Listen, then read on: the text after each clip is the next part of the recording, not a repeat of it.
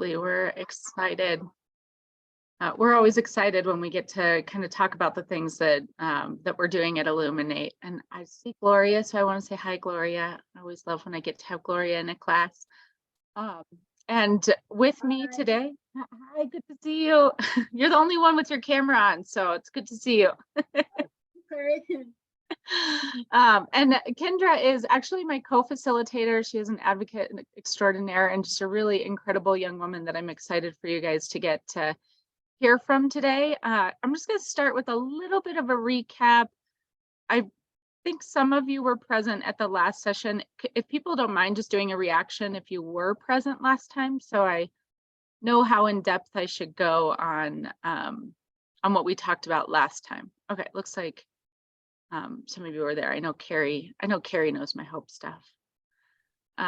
So let me share my screen. So HOPE is healthy outcomes through positive experiences. And at Illuminate, we're really excited about HOPE because it moves us to this place of how can we actively be creating positive outcomes for kids. And what we talked about last time was the science of HOPE has actually shown us that the absence of positive childhood experiences is more impactful to long-term well-being than the presence of ACEs. So when we don't have positive experiences in our childhood, that is more impactful than the presence of trauma-inducing events. And we talked a little bit about the science and that what they are researching and trying to understand is the mechanisms in the brain that make positive childhood experiences so impactful. And what they're finding is that those positive childhood experiences act as a buffer to the impact of traumatic events. So they kind of create this protective chemistry in your brain that prevents the cortisol that you might experience from other events in your life from impacting you in the long term. And so just as a recap, when we think about how we show up, how child welfare shows up, how the court systems show up, we want to build these 4 building blocks of HOPE that have been shown to be the pieces that can contribute to the positive childhood experiences. And we know that these 4 building blocks work because they intervene in those things that might have a negative impact on us. So child abuse and neglect, which many of you are familiar with and navigate, we know that that disrupts foundational relationships. So those attachments that children need, those people that are their connections around them, and it disrupts safe home environments. And I would say that it also impacts the capacity for emotional growth. Building relationships and creating safe environments then can be that buffer and that positive childhood experience that we want to build around child abuse or neglect. When we see family disruption, be it due to incarceration or separation for whatever reason, that is another piece that impacts and disrupts a safe environment. So again, we need to be intentional about showing up and creating and building with families those safe environments. And then the adverse community environments. So we talked a little bit about Dr.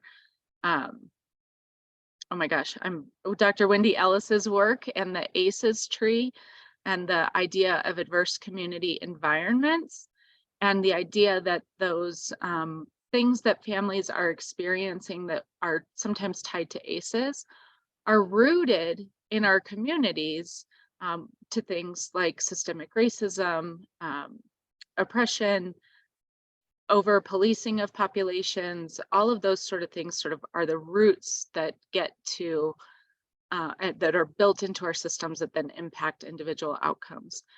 And what the HOPE team has found is that those adverse community environments reduce the opportunity for people to engage in their community, the willingness to engage and the capacity to engage, and they reduce the opportunities for emotional growth for our young people. And so again, using those building blocks, what we need to be actively and intentionally doing across our systems is creating opportunities for meaningful engagement. So how is it that we create opportunities for people not only to share their voice, but for their voice to be impactful in the systems that have harmed them. And then how do we create opportunities for emotional growth and healing? So how are we creating meaningful peer relationships for our young people, creating the spaces where those can occur? Um, hopefully that feels like a good recap of what we talked about last time. What I'd like to do is move into having Kendra talk a little bit more about those 4 building blocks, and she's going to share also some pieces of her own life experience that that illustrate how powerful those building blocks can be, um, no matter what it is you might be experiencing. So Kendra, do you want to talk a little bit about how I think I said you're my co-facilitator. She facilitates amazing classes with me, but she has a really incredible story of how these building blocks have impacted her own life. Yeah. So for relationships, like having relationships with other peers and having relationships with adults, I think that this showed up for me in my life. I had 2 amazing teachers that I was really close with at school, which really helped because they got me involved in other activities and helped me form friendships as well in school when I struggled with that. So I think that that's a way that like my relationships with adults kind of also helped me form relationships with my peers, and they were just those people that I could go to for anything that I needed throughout school, which was really helpful, especially moving to a new school. And oh, Uh-oh. We lost her. You still there, Kendra? It's like her camera shut off. Automatic updates from Zoom, they're really nasty. It happened to me, so she could probably do anything, but just have to wait. Oh, you have to wait for the update to take place. It is an update. Yes, you can't stop Okay. it if that's the case. If that's what it is. Okay. Well, I'll fill in a little bit. So Kendra facilitates a class with me, Ensuring Colorado Youth Thrive through the Child Welfare Training System. She facilitates this class with me because Kendra herself experienced the Colorado child welfare system from the time she was 5 till the time she was 18.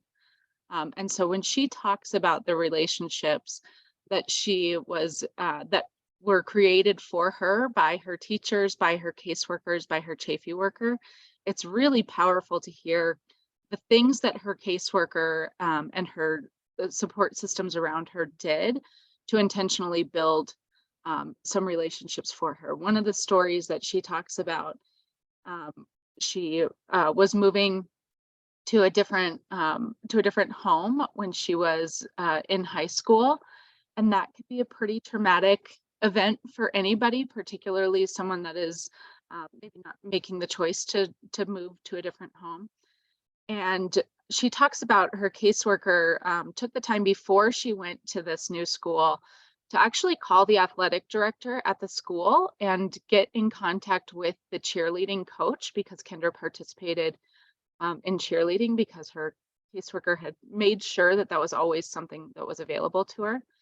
And that by building that relationship, Kendra was able to then join the cheerleading team at the high school that she was joining.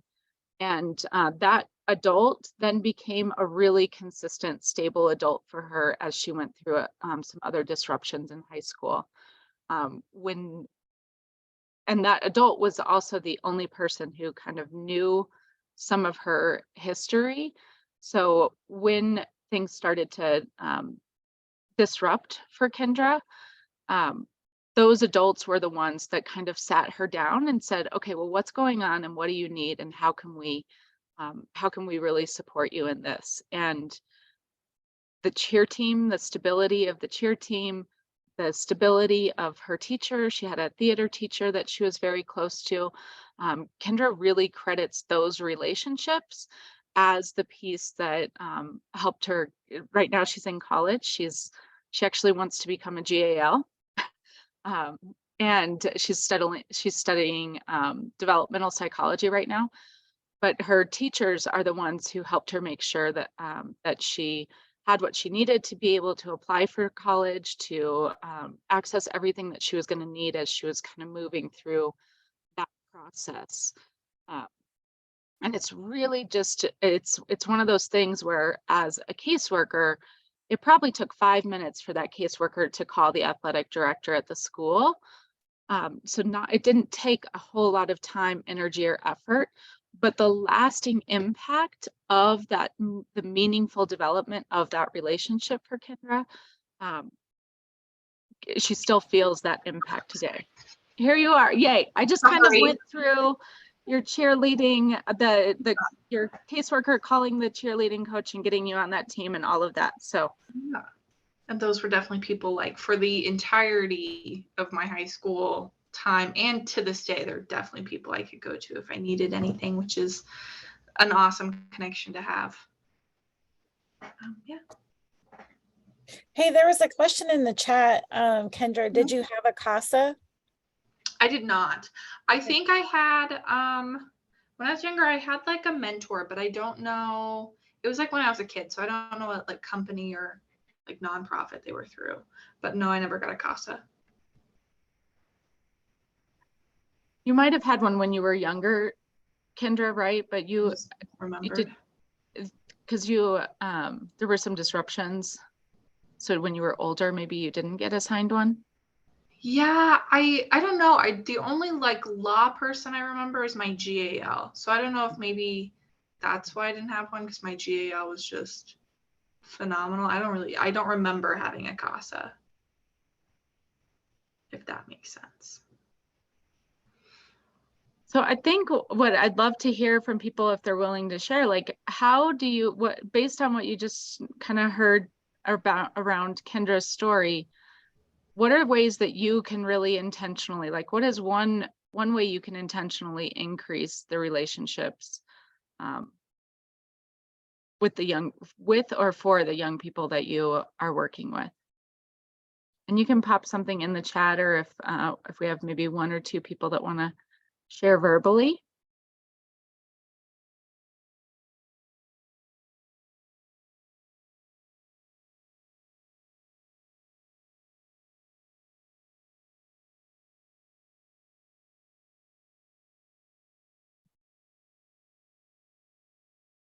Looks like there's some things popping in the chat. Birthday parties, yeah, special events, those celebrations. Nice. What concert are you going tonight, Don? Now I want to know that. Yeah, I was going to ask the same thing. One of my CASA boys, I guess it's a choir at his school, since I've never heard anything about him playing an instrument, but I just learned about this a day ago, so I'm gonna go check it out. And I'm sure Nice. That's amazing. Yeah, very nice.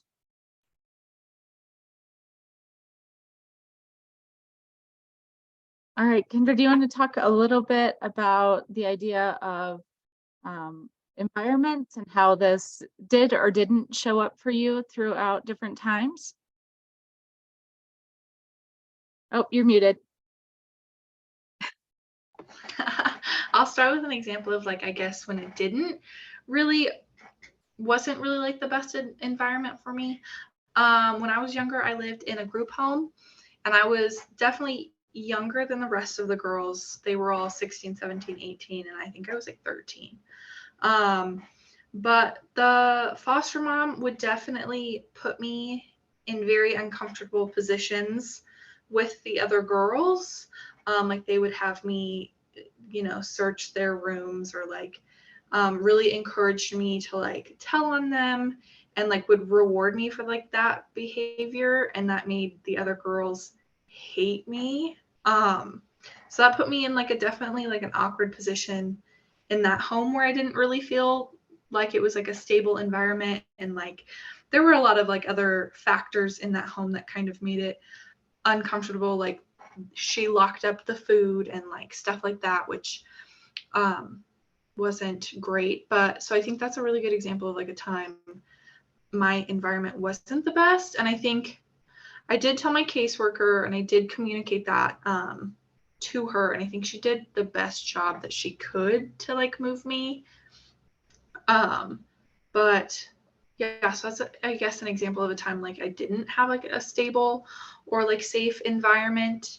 But I think for the most part, I had really good foster homes. I had quite a few, and I think for the most part, I definitely had good homes. I think for me, school was the biggest environment that I valued. I think I loved school. I loved being in school. I was really good at school. So I think a lot of my foster parents and caseworkers and GALs encouraged me to be active in school and join clubs and join sports and make friends, which I think played a huge part in me feeling safe in my environment, was just supporting me with whatever I wanted to join or do, and having those adults at school that also helped me join what I wanted to join. Awesome. Thanks, Kendra. Okay. So when you think about understanding and assessing the environment that your young people are in, what are you paying attention to, and how can you really have some of those discussions with them about how they feel safe in their environment?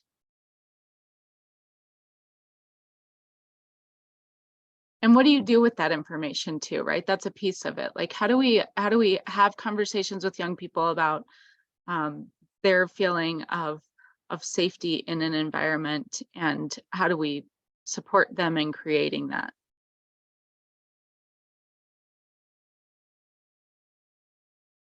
I know one of the things, my daughter attends a middle school, and they do sort of a student survey on culture, and what we found this year was that 50% of the students in her school didn't feel safe and didn't feel connected to an adult. And so as parents, we've been really intentional about working with the school to create opportunities for those relationships to be built, right? Like ask the school to do school culture days where it's just time, where education is not the focus of the day, but relationship building is.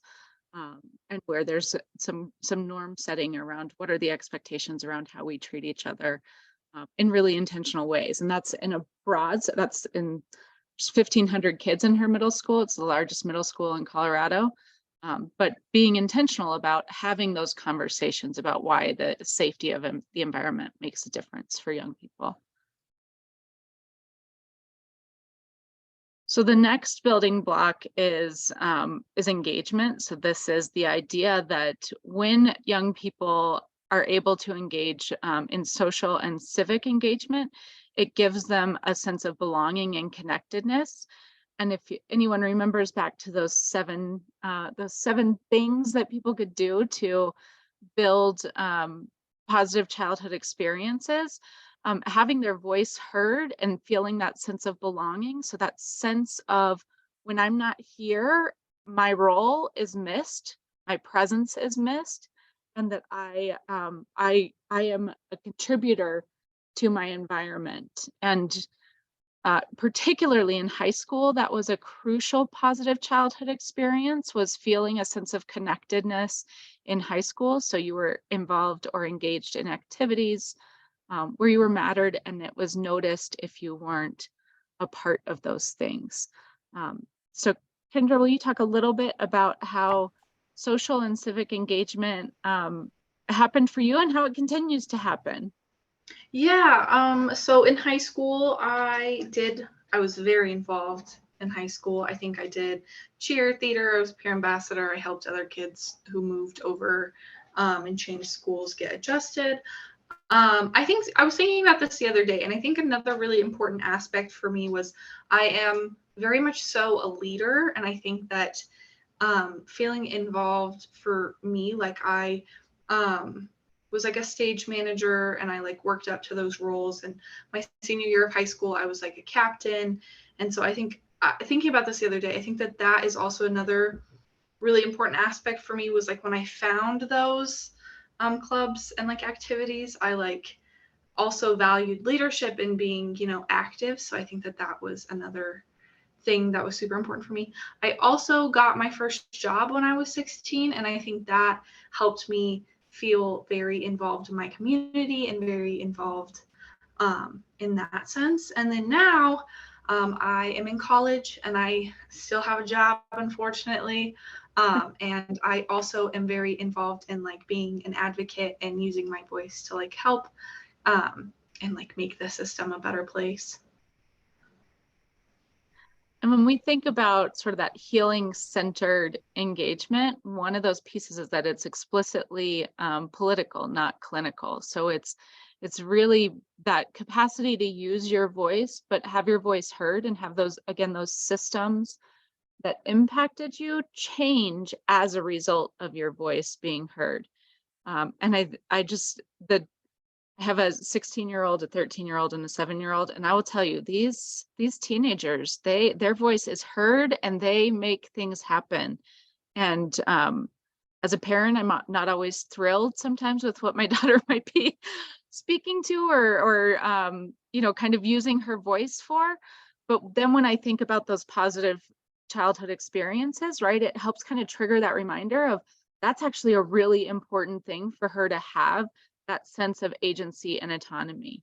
And I think a lot of times, Kendra, you can speak to your experience. As a caseworker, I wasn't always intentional about making sure that the young people on my caseload had that level of engagement that Kendra has. And I think that that is a real opportunity space that we can be, you know, how are we really intentional about making sure that any fees are covered, there's transportation to any of the events, that all of those needs are really intentionally met, and that we're asking about what those sort of passion projects are for our young people, so that they have a sense that someone cares that they have something they're invested in, and then makes sure they can continue to access it. Kendra, when you think about, like I'm thinking about your sister that you talk about, like, was it common for you to see, particularly your foster siblings, get the opportunities to be engaged in activities the way you were? I feel like that's a tricky question because I think that I guess I'm very extroverted. I'm very like, I want to be a part of something bigger. And I think for most of my especially my foster sister, she was not like that. She still to this day is not like that. She doesn't like talking about her experience. She doesn't like being involved in like bigger projects like that. So I think for her, it was different for her. I think that she valued having a job and she valued being able to hang out with her friends, like outside of work and outside of school. And I think that she just had a different like want in that, like social and engage, like being engaged in different ways. Like, I don't think that she had that passion to really like get involved in like bigger organizations. I think she was definitely more of a like, I want to be able to hang out with my friends. I want to be able to go to work and stuff like that. I don't think that she necessarily wanted to do those other things. I think that there were opportunities presented to her as well that she turned down, which is, it's cool to see that we like both got those opportunities. Yeah, very nice.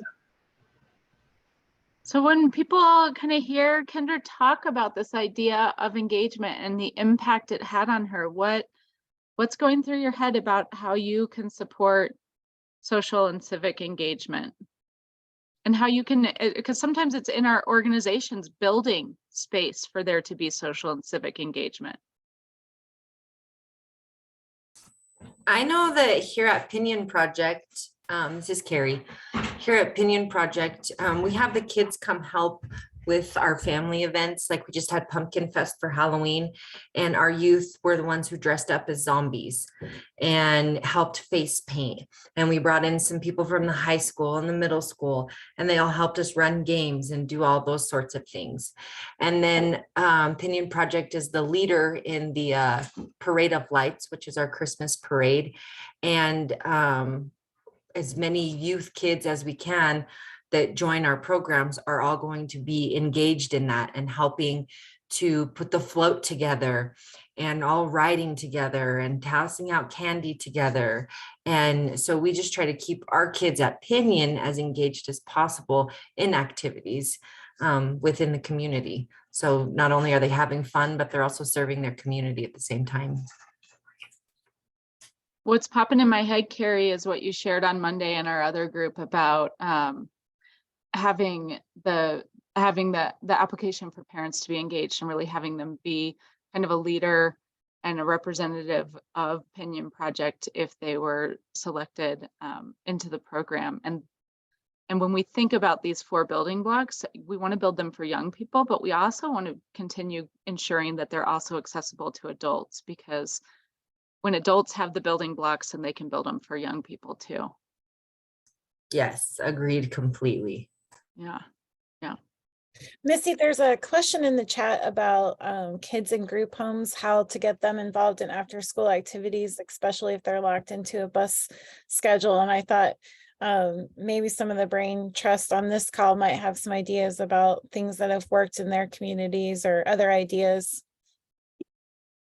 I know off the top of my head, I know a lot of our districts have late buses, like activities buses, so that kids can participate in after school activities, and it's not a hindrance. But we should also be remembering that the school districts do have to provide transportation for our foster youth. So really advocating in the schools as well to ensure that the transportation that they're providing isn't hindering a young person's capacity to participate. I was thinking also possibly contacting the coach, because if the coach doesn't realize there's a barrier and that child wants to participate in something, the coach could also be a facilitator to make sure that there is a ride, working with the caseworker or whoever. That might be a good bridge. When I was in high school, my athletic director, one of the like cheer moms, was like super involved, and I was actually like friends with her daughter. So they got it like cleared through my caseworker for her to give me ride homes or like ride to competitions. So like if they have friends and like friends' parents that are maybe willing to help out with that too. I feel like it's scary to ask. So it was nice that like my athletic director took that upon himself to go to that parent and be like, is there any way you could help with this? Because at least at my school, there were tons of parents that were overly involved in sports that were totally willing to help. Yeah, I think that's a good point, Kendra, that a lot of times putting the onus on the child or the youth to ask is, probably the biggest hindrance. I know in my kids' sports, if a mom just in general says like, I work and I can't get, there are 10 other parents that are willing to step up, but just making sure that there's an avenue for communicating that need that's not necessarily the youth having to take the lead is probably helpful.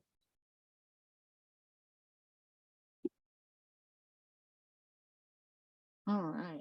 So our next building block is emotional growth. And this is the idea that we need opportunities to engage with our peers so that we can develop the capacity for self-awareness and self-regulation. And on this one, I always think it's important to remember that Colorado is currently experiencing a youth mental health crisis. And a lot of that crisis can be tied back to the extended period of time in which there was not the opportunity for consistent or stable interaction with their peers. And remembering that what Dr. Perry says, right, that an unregulated adult cannot raise a regulated child, that when we see kids that are navigating that, we need to be doing some check-ins on the adults to make sure that the adults have relationships to engage in as well, to be supportive of their kids. So, but Kendra has some incredible stories of how her peers helped her grow. Some of my favorite stories, actually. Yeah, I think the biggest person that supported my emotional growth was my older sister, my older foster sister. We lived in the same home during high school, And I would consider myself a very good kid. I got good grades, all that fun stuff. And she wasn't in that sense. And so it was really frustrating for me because she was allowed to do a lot more things that I wasn't, like hanging out with friends. She was like allowed to hang out past curfew sometimes, and like just some of the stuff that she was allowed to do that I felt like I wasn't allowed to do. And I would ask, and I would get shot down. And I remember one time just getting so frustrated and expressing that to her. Like I was very frustrated that she got to do a lot of things that I was not able to do. And I remember her telling me to just stand up for myself and, you know, to advocate that that's what I wanted to do and that I thought I deserved those opportunities. And I remember going up to my foster mom and being like, I get good grades and I'm such a good student and I just want to hang out with my friends. And it worked. She was like, you know what, like, you're right. You do all these great things. Like, I think you do also deserve to hang out with your friends sometimes. So we made a plan. And I think that in that moment is when I realized that, like, I really learned how to advocate for myself and the things that I want, because I think a lot of the time the answer is no at first. And I think that if you set yourself up to be like, this is what I'm doing, this is what I think I deserve, I think it typically works out better when you advocate for yourself and what you want and what you need, rather than just asking. Is like what she definitely taught me. And I think that helped so much with like also my confidence and just everything in that realm. Like her being like, just tell her that's what you want. I was like, oh my gosh, that totally works. So yeah.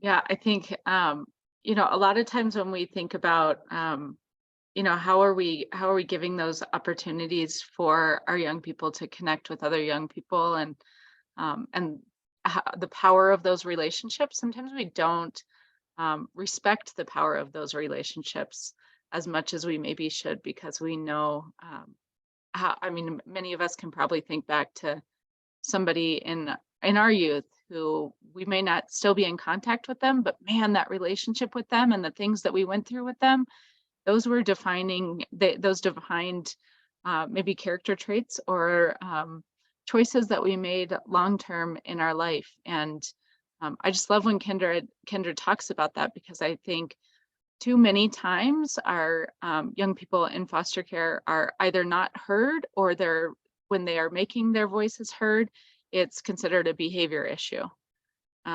And so really thinking about and empowering that relationship building and what comes of those relationships, which in Kendra's case was the development of self-advocacy that she clearly has carried forth in an incredible way. Because I think, Kendra, you talk a little bit about that you were pretty quiet and kind of did the right thing to keep from getting in trouble and got good grades. And Yeah, I kind of just kept my head down, stayed low, didn't ask for too much because I didn't want to deal with a whole lot. And then I think I realized that wasn't getting me what I wanted or what I needed. And I had, yeah, that for sure. And then my caseworker, do you want me to tell the other one about my caseworker? Yeah, okay. Go for it.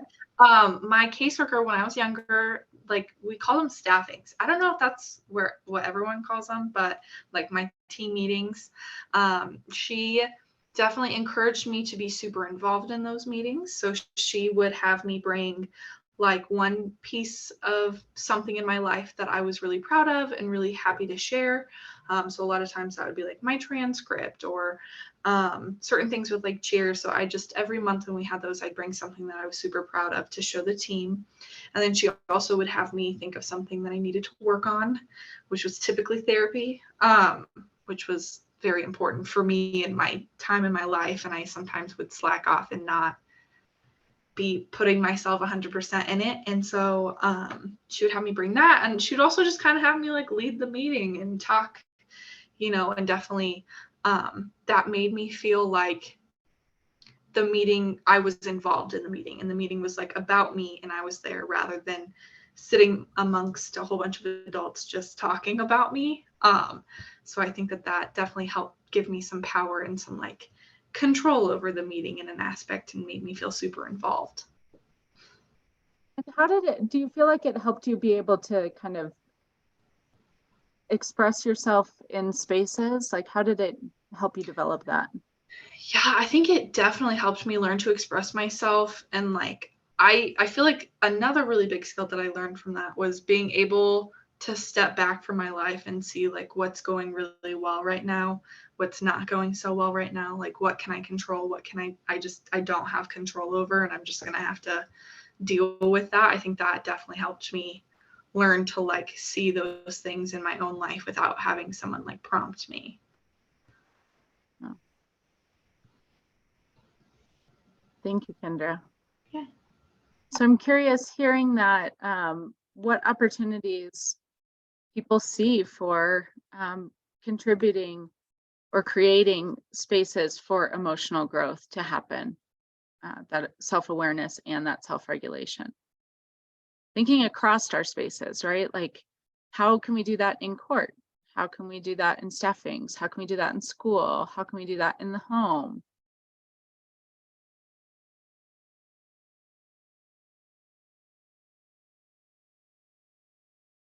You can put it in the chat box or come off mute and share with us your thoughts. Well, I don't know if this is necessarily, no, it's emotional growth for sure. What we do with our kiddos, we took the strengthening parenting program. I don't know if anybody's ever taken that or how many people have, but we took it as a family 2 years ago.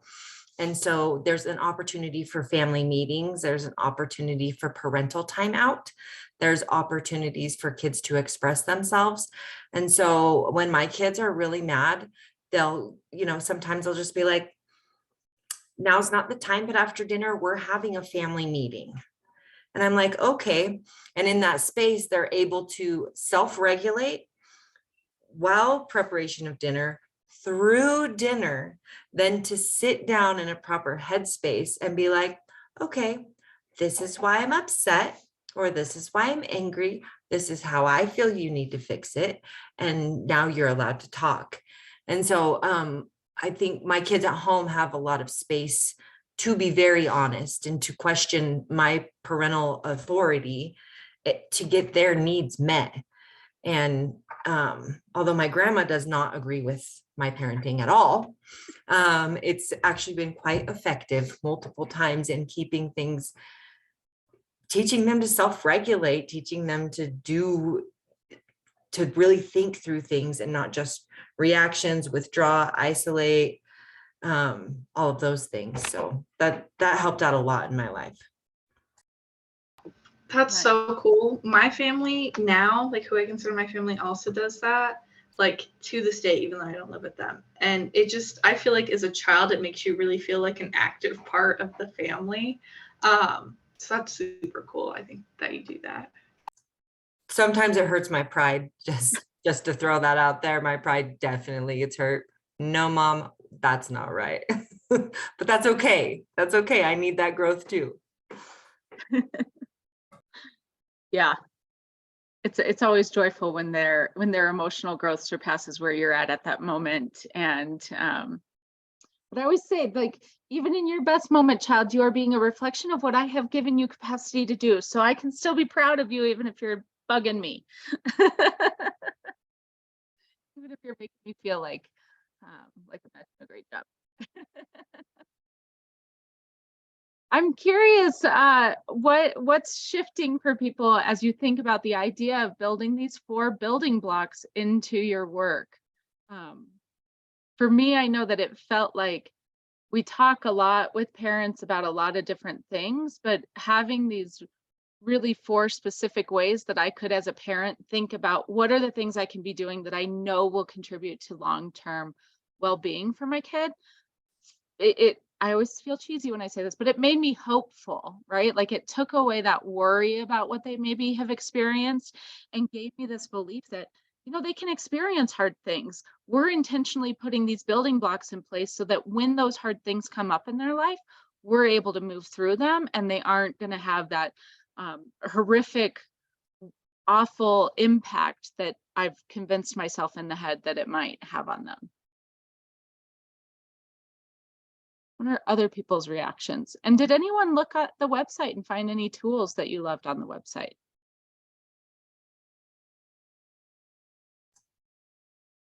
Well, I'll just do a chime in for Circle of Parents.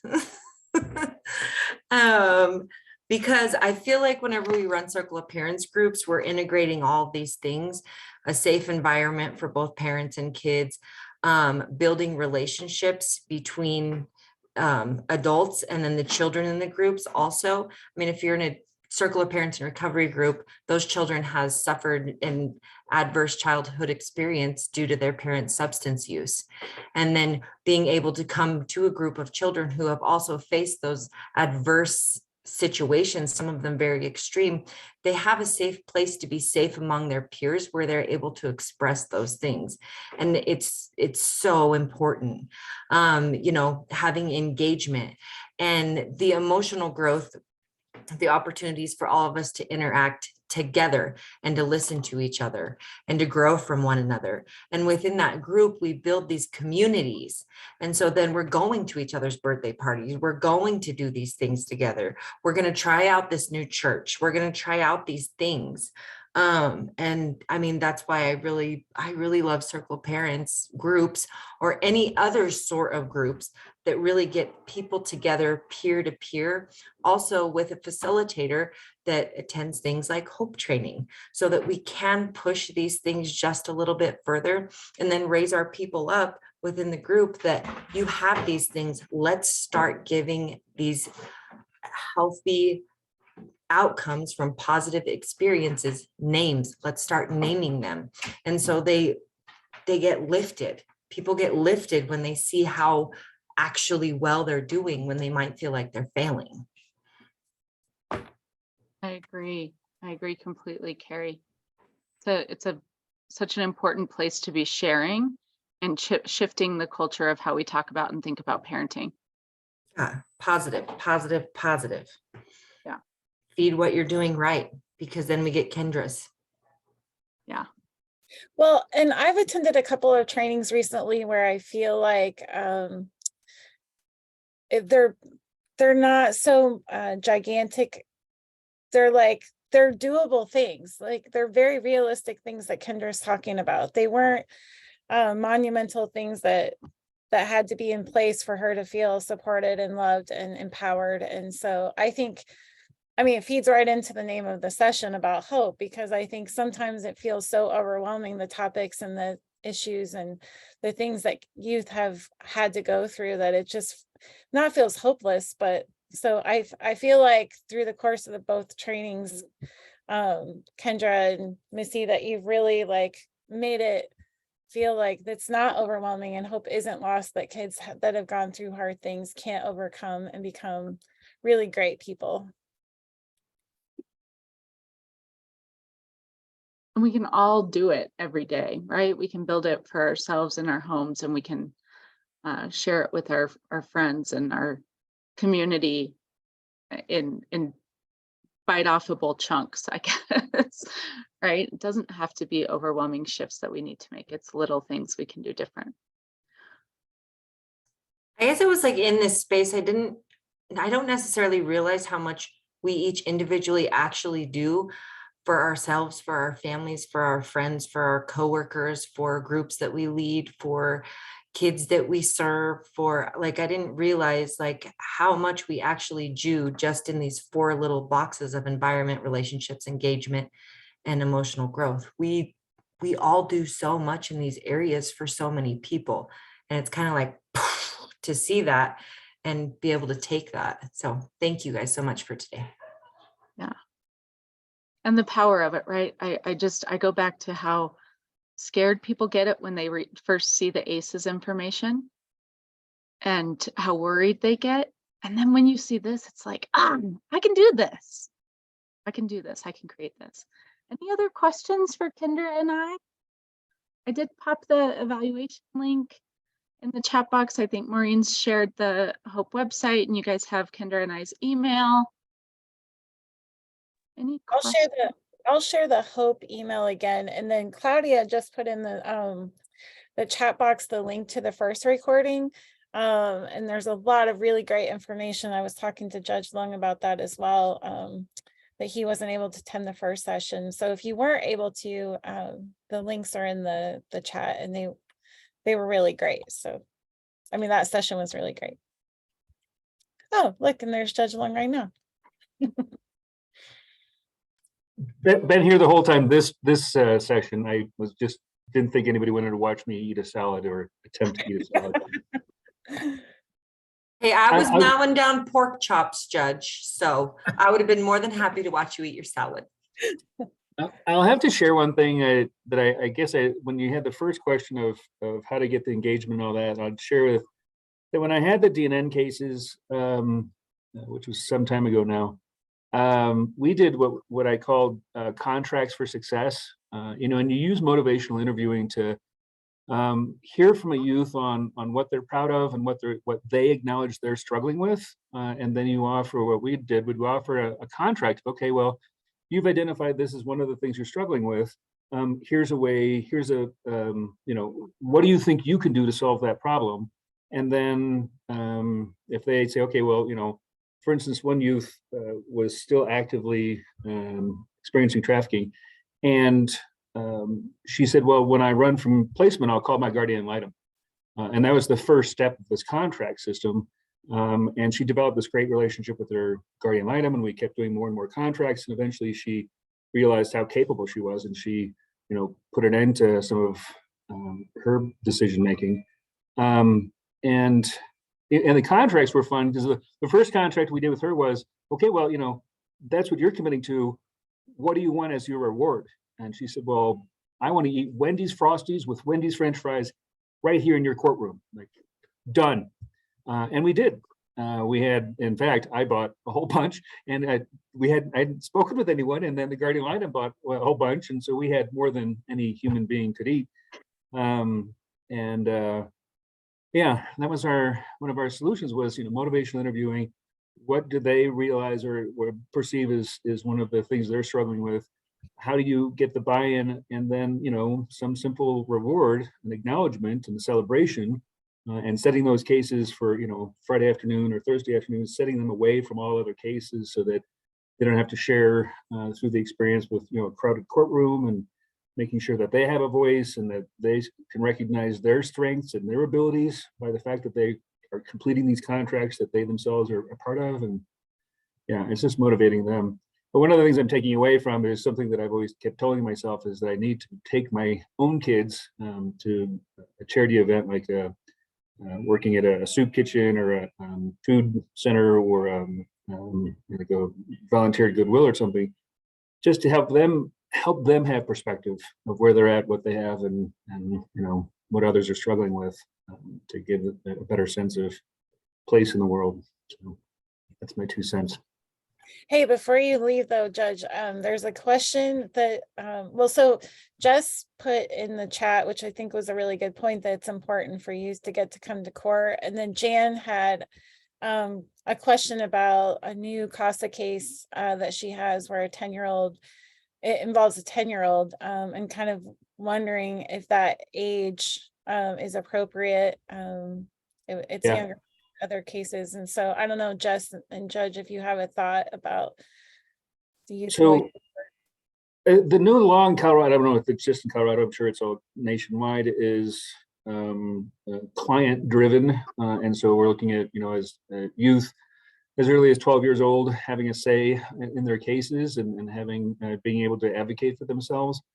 And so that's something that I think should be encouraged and enforced in courts. I met with kids as young as 7 years old, 6 years old, unfortunately, that were probably more mature than some of the adults, that you know, just based on their experiences. But I think a youth's voice is critical in the process, whether it's delinquency or a dependency neglect. We need to hear from the youth, not just from all the adults that think they know what's best for the youth, because you really can't get buy-in, and the youth has no interest in being successful if they're not part of the process, and if they're not heard and if they're not respected. So youth involvement is critical. And I have to share, I won't go into any detail, but my ACEs score is probably around 7 based on a really ugly childhood. And so I encourage Kendra to keep up the good work, because I came from a super ugly childhood, 15 years worth of stuff, and now I'm a judge presiding over those cases. So, you know, it is possible if you stay the course and have a good social supports and, you know, learn the tools you need to care for yourself. That's super awesome, because I actually really want to go to law school and become a GAL and hopefully eventually a magistrate. So that would be Hey, ideal. I know someone that you should talk to. Yeah, exactly. Yeah, I'd be happy to help or answer any questions or whatever. Thank you so much. I never even thought I'd live past like age 16. And, you know, here I am 52.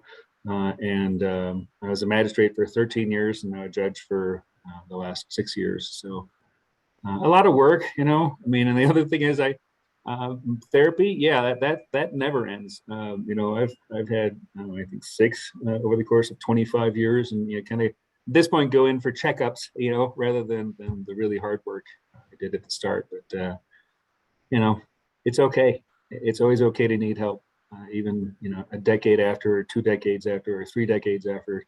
That's why it's so important to have your positive coping techniques and your social supports, and you know, all that.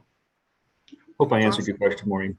Yeah, and I'm thank you, and I didn't mean to put you on the spot, but Oh yeah, no bother at all. I give presentations all over the state, actually, not the state, the country, on, you know, resiliency and recovery and what I call evidence-based hope. So happy to help. anybody else have any thoughts or questions? I know there's a little discussion in the chat. Jan, I think it was you that posed the question. Any follow-up questions or anything that you had?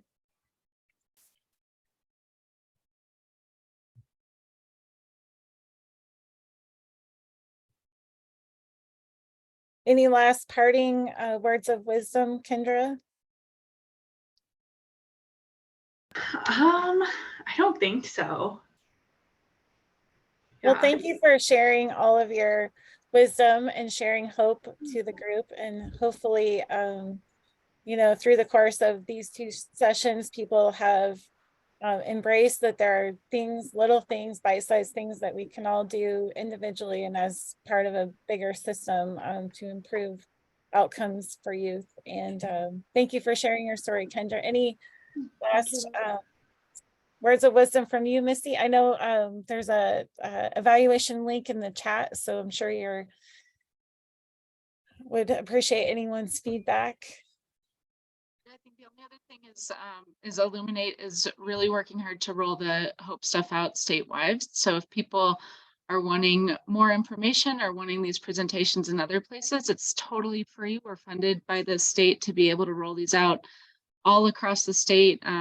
We'll do many grants, cover childcare, cover food, to make sure that this can get to parents and community members. So always know that that's how all of our Illuminate trainings are, and reach out to us anytime, and we're happy to come to people or do things virtually, whatever works for them. But thank you all for having us. I know you guys already know a lot of the great work Illuminate does. So thank you for having us here to talk about this today.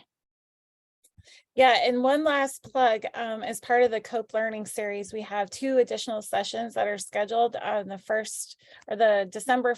We have one in December on December 14th, and then we have one January 26th. The December one is Claudia Alvarez, that's not me, another Claudia, and it's at 12 p.m. MT. And the one on January 26th is led by Liz Bullard, also at 12 p.m. MT. If you copy the chart, you're going to have all of the links also to the recording of the first session. Recording to the second session will be soon on our YouTube channel. So I just suggest you copy the chart and you'll have all of this information also about the training. I put a copy of the newsletter so you can read more about the upcoming ones. Thank you. I couldn't remember which topics, trauma informed, and then, The first one is family centered treatment, the one led by Claudia Alvarez, and the one led by Liz is pressure is not stress. How yeah, to do- let's remember that as we go into December, because even the red Starbucks cups makes me a little stressed, if you know what I mean. I'm already behind the 8 ball on Christmas. And as always, if there are topics that are important to you that you've could appreciate training in, we are always happy to hear those topics and ideas on trainers or topics for the COPE Learning series. So we would love to get your feedback if you have any follow-up or ideas. Well, thank you very much to Missy and Kendra for the great presentation today and last month. Thank you to all of you for joining and taking time out of your day to hear this important topic. And we hope to see you on our next learning call in December. Thank you. Thanks, everybody. I put my email address in the chat in case you want more information. Good to see you, Judge. Good to be seen.